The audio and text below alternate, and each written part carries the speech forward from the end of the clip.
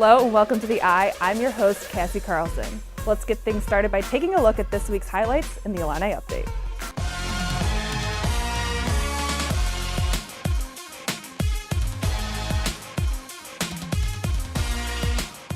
Illinois traveled to Piscataway, New Jersey over the weekend to take on Rutgers University.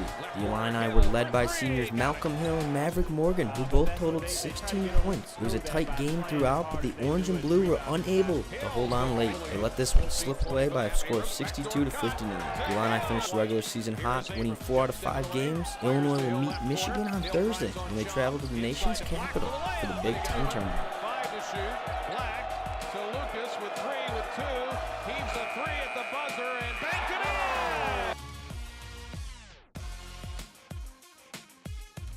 The Illini men's tennis team was busy on Friday hosting a doubleheader against Texas Tech as well as rival and 16th ranked Northwestern. The Illini swept the Red Raiders 4-0 earlier in the day before taking care of business against the Wildcats by a total of 4-1. The Illini lost out on the doubles point earlier in the match but rebounded nicely, winning the first 4 singles matches. The Orange and Blue are off the next 2 weeks before returning to the court at TCU on March 22nd.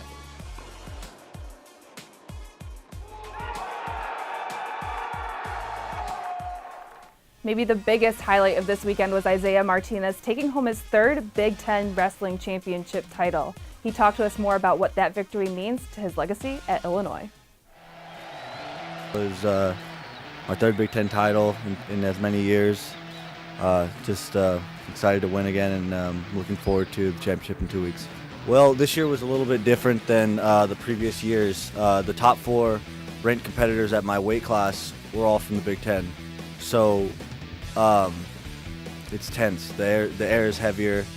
Knowing just the implications of what this tournament means for the seeding and for my legacy as far as a record goes and who I am as an athlete. But I was prepared, and I knew that they were going to bring their best because this again, with the implications of what happens if you win the Big Tens, you're most likely going to be the #1 ranked wrestler in the country and be the top seed at the NCAA championships. So I was prepared, ready to win, and it was a good weekend, so it worked out for the best. I've always believed this. It's harder to win in succession.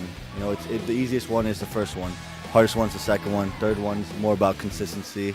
And the last one, we'll see. I'll deal with the challenges next year, hopefully. I said this word about a minute ago, legacy. Legacy is everything to me. Being one of the greatest to do it, that's what drives me, is wanting to be one of the best of all time. And so that comes with consistency and being outstanding every time you go out there. Everyone knows in the wrestling community that I'm someone who rises to the occasion, you know, who gets up for those big moments and wins at all costs, I guess. And so yeah, it was another challenge, another just set of circumstances that I had to elevate my level to. So it was challenging at first, but now I think I got the hang of it.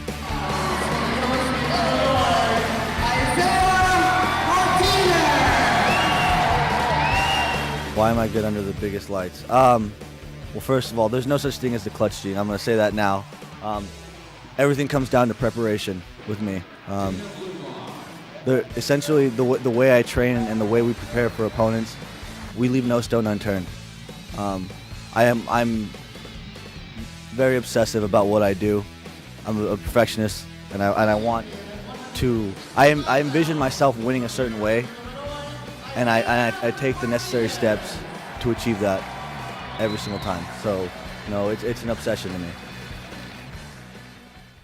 When we come back, hear men's basketball head coach John Gross's last comments before the team heads out to D.C. It's hard not to be a fan of a credit card that gives you more while saving you money every single day. The Illini Visa Rewards Card, available only through U of I Community Credit Union. Welcome back to The Eye. As the men's basketball team heads out to D.C. to chase their Big Ten title, Coach Gross praises the seniors and the leadership they've brought to this program over the years. I'm so blessed with Tracy and Malcolm and Mav, and even the way Thorne's handled himself, and Tate and Alex. I've challenged them to leave a phenomenal legacy. So the credit really goes to them. I feel as good about how we've played over the last month and our unselfishness, our toughness, our togetherness as I have at any time since I've been here. And again, a lot of that credit goes to, Tracy's got a great voice, and those seniors have really taken it upon themselves to impact these younger guys in a regenerative leadership fashion. The guys have done a really good job. It starts certainly with our older guys. Tracy's got a great voice. We all know that, of that buy-in. And I think it's a big reason why our defense has gotten better and why we've improved as a team. He knows that, we got to be ready to roll on Thursday. And outcome of Saturday, or as Derek mentioned, the high of last Wednesday, has nothing to do with Thursday. And Tracy knows that. The fact that he knows that, believes that, and can breathe that into our team is a big deal. So we're blessed in that regard. Strong finish is something, we prepare for before the season, off season. So, we glad to be in the situation that we're in. We just got to embrace every moment right now and, take advantage of every day.